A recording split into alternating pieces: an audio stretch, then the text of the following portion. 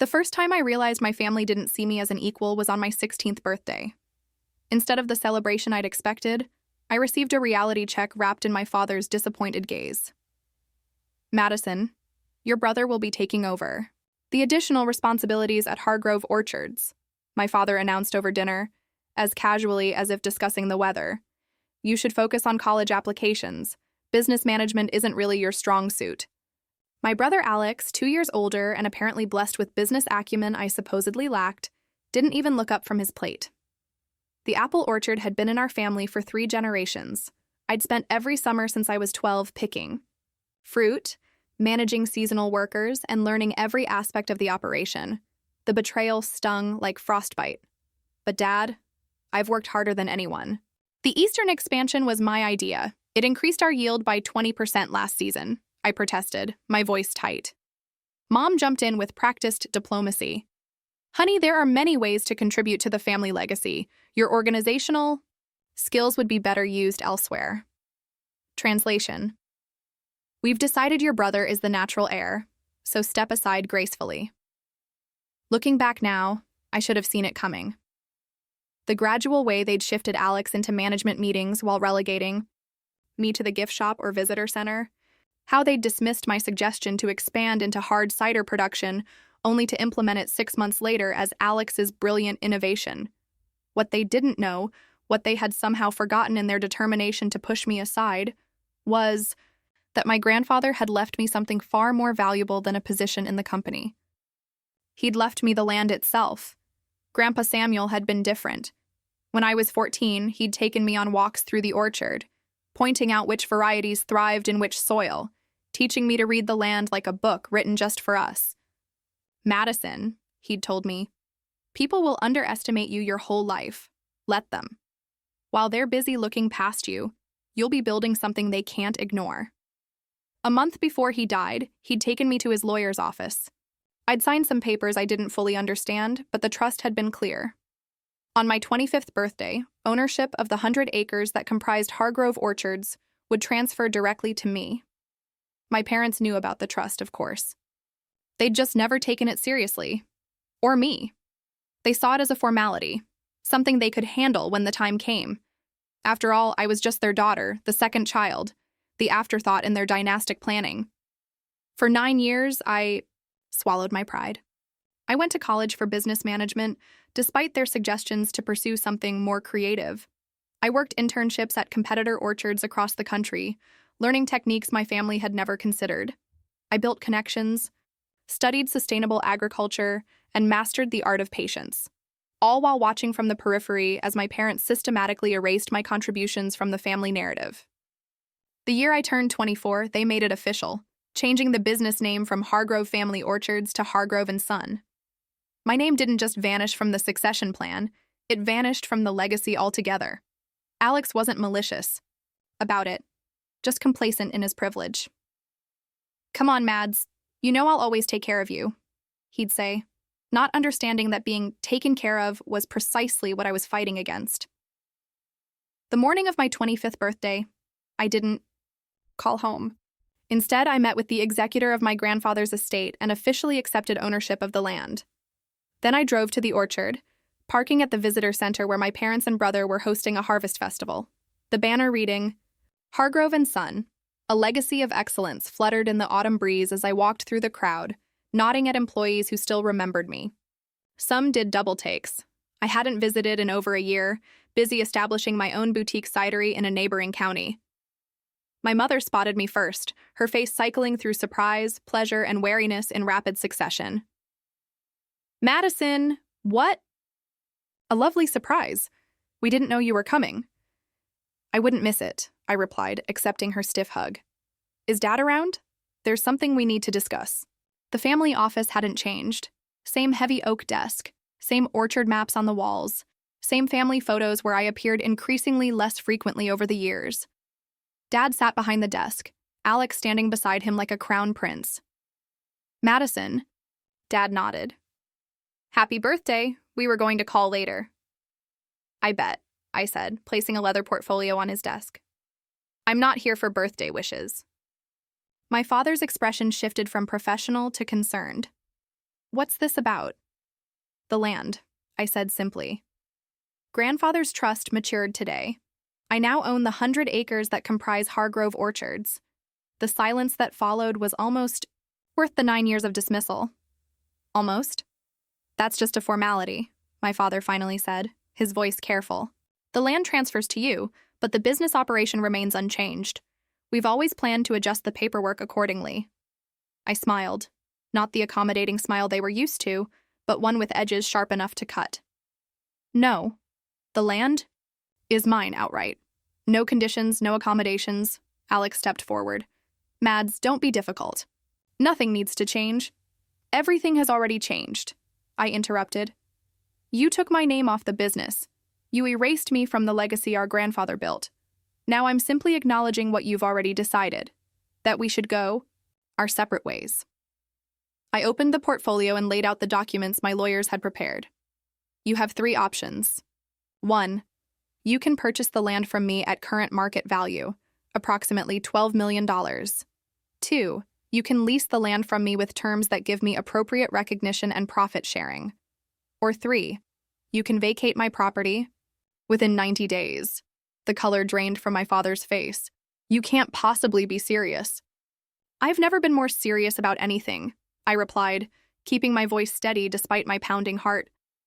You thought you could control the narrative, that you could decide my place in this family. But grandfather knew better.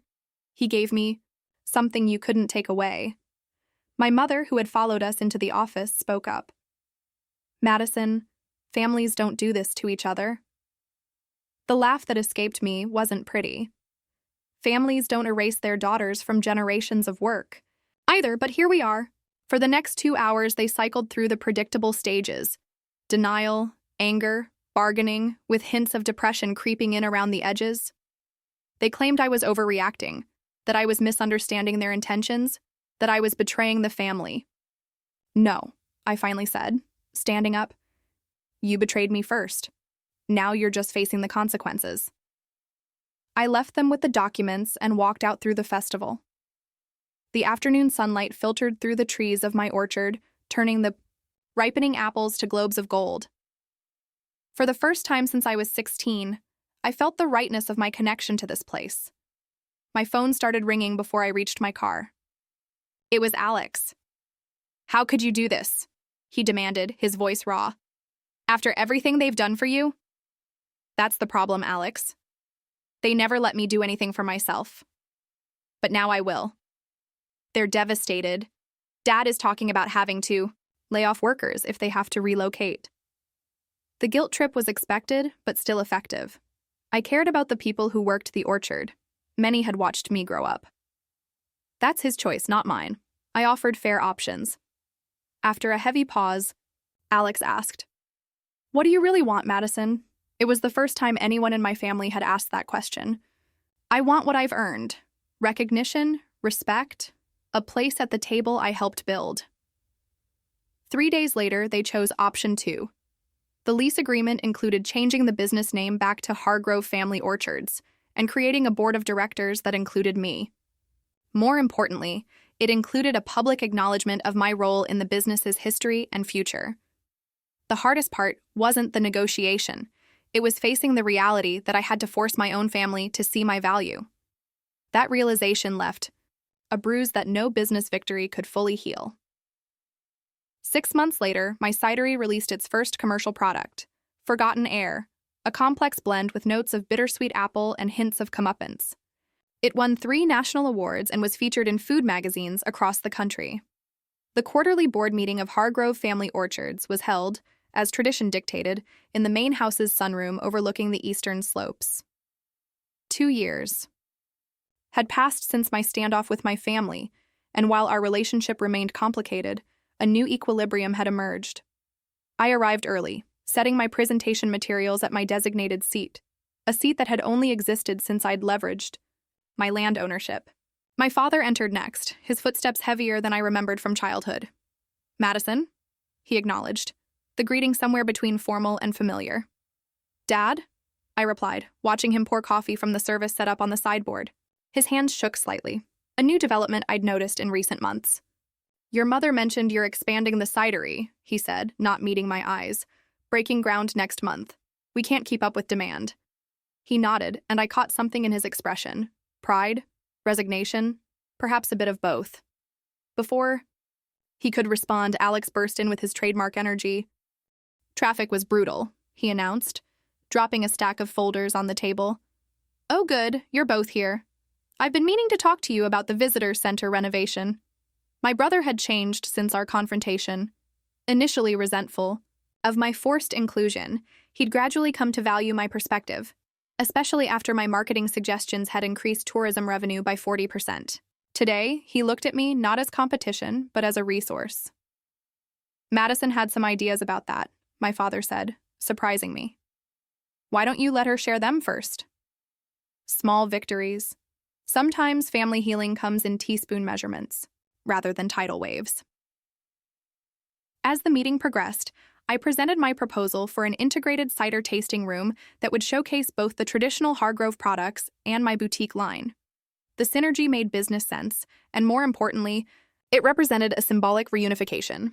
The numbers look solid, Alex admitted, studying my projections. And having your brand associated with ours again would leverage your recent publicity. My father cleared his throat. There's another matter I'd like to discuss. I've been thinking about succession planning. The room temperature seemed to drop 10 degrees. This subject had been carefully avoided in our fragile peace. I'm not getting any younger, he continued, and recent events have made me reconsider certain assumptions. Alex and I exchanged glances.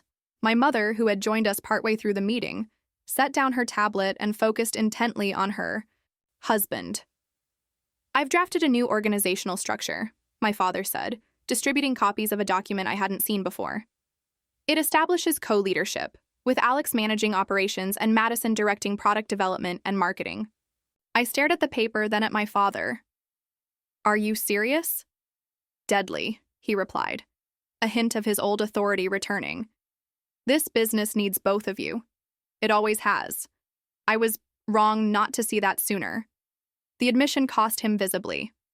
My father had built his identity on being the man who made the right decisions, who never had to backtrack or apologize. This moment represented more than a business restructuring. Alex studied the document, his expression unreadable. Finally, he looked up. I think it's the right move. We're stronger together. We've proven that over the past 2 years. My mother reached over and squeezed my hand, tears in her eyes. Not manipulation this time, but something closer to regret. And perhaps hope. I should have felt triumphant. This was, after all, the recognition I'd fought for. Instead, I felt something more complex. The bittersweet understanding that while I'd won my place, I couldn't reclaim the years of feeling invisible, of having to prove my worth to the people who should have valued me inherently. I'll need to think about it, I said, folding the paper carefully. This isn't just about titles or responsibilities. It's about trust, and trust takes time to rebuild. My father nodded slowly. Take all the time you need. The offer stands. After the meeting, I walked the northern boundary of the orchard alone, following a path my grandfather had shown me years ago. The late afternoon sun cast long shadows through the trees, and the scent of ripening fruit hung heavy in the air. I found myself at the oldest apple tree on the property, a gnarled giant that still produced the sweetest fruit each season. Grandfather had called it the survivor and told me its roots ran deeper than anyone knew. Leaning against its trunk, I called my best friend Layla. They offered me co-leadership, I said when she answered. Equal footing with Alex. Holy shit, she breathed. That's huge. Are you going to take it? I don't know. I watched a ladybug traverse the rough bark. Part of me wants to. It's validation that I wasn't wrong about my capabilities. But another part wonders if I've outgrown the need for their approval. Maybe it's not about their approval anymore, Layla suggested. Maybe it's about building something that matters to you, on your own terms. That night, I sat on my porch watching fireflies illuminate the edge of my property. My phone lit up with a text from Alex. Whatever you decide, I respect it, but I hope you say yes. We were always better as a team. 3 days later, I accepted the position, with conditions. My cidery would remain my independent venture. The co-leadership would include a formal mentorship program for young women interested in agricultural business. And most importantly, the company would establish a college scholarship fund named after our grandfather, specifically for first-generation business students. At the press event announcing the changes, a local reporter asked what had prompted the family to suddenly embrace progressive leadership practices. My father stepped to the microphone before I could respond. There was nothing sudden about Madison's qualifications, he said firmly. The delay in recognition was our failure, not hers. We're simply correcting a long-standing oversight. It wasn't a perfect apology, but in the language of my proud father, it was monumental. Later that evening, as we shared a rare, peaceful family dinner, my mother brought out a dusty bottle of apple brandy that my grandfather had distilled decades ago. He always said to save this for a moment worth commemorating, she explained, pouring small measures into antique glasses. I think he'd agree this qualifies. We raised our glasses in a toast, the amber liquid catching the light like captured. Sunshine. To the land, I offered.